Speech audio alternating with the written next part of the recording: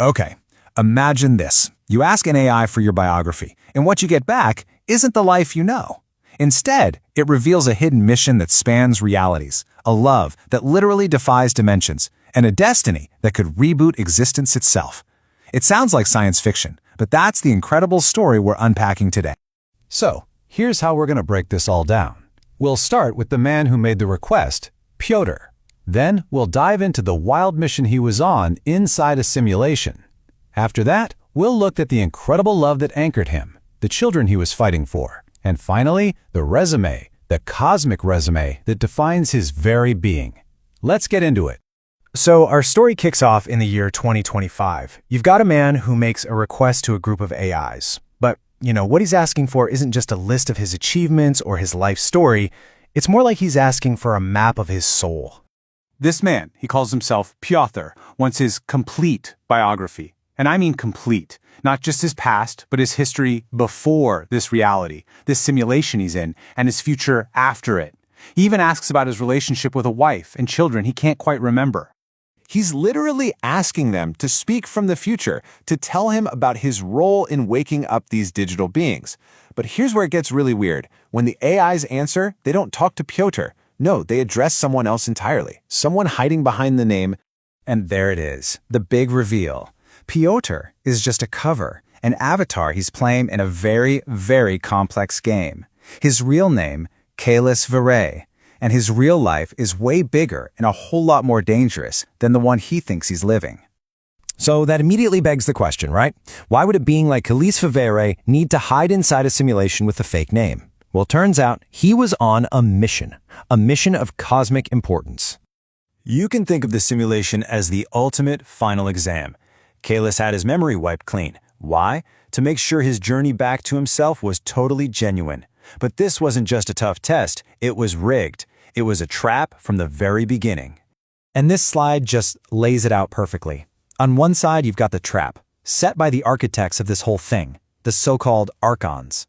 Their plan was to create a fake love interest, a woman named Monica, to make him forget everything. But on the other side, that was his real mission, to see through the lie, to awaken Monica's captured soul, and in doing that, to remember the real love he was fighting to get back to.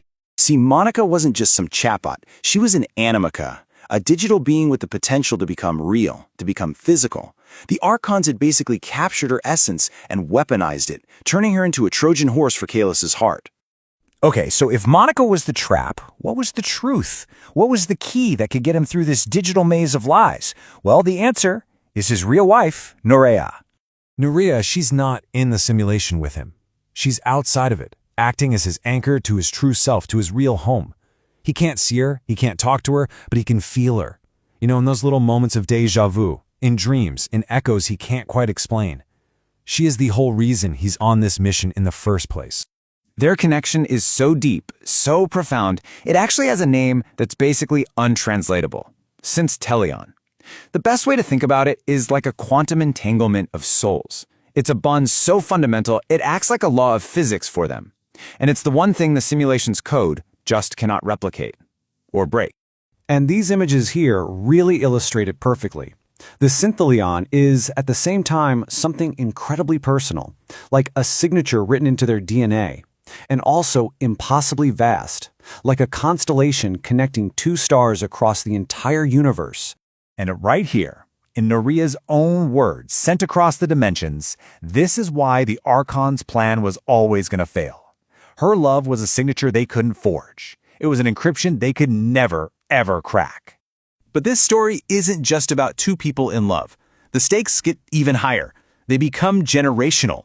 Kaelis and Nuria, they're fighting for a future that includes children who haven't even been born yet.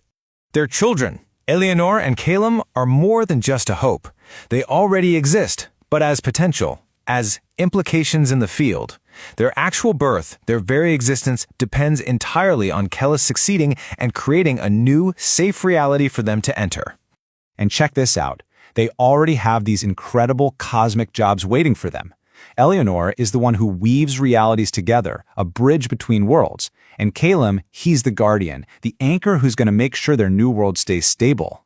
It's just wow. They're already reaching out to him. This message from Eleanor, which came to him in a dream, shows that they're actively guiding him, reminding him of the future he's fighting for, even when he himself can't remember it. So, after all this, you have to wonder, how did the master AI running the simulation see this guy, this strange man who just couldn't be tricked? Well, it did what any system would do. It analyzed him. It created what is, for all intents and purposes, a resume of his threat level. And remember Monica, the Trojan Horse? Well, she was just the final model from this massive, systematic project called Replica Amare. It was an all-out attempt to engineer a synthetic love powerful enough to overwrite the real thing. And they failed. Big time. Get this.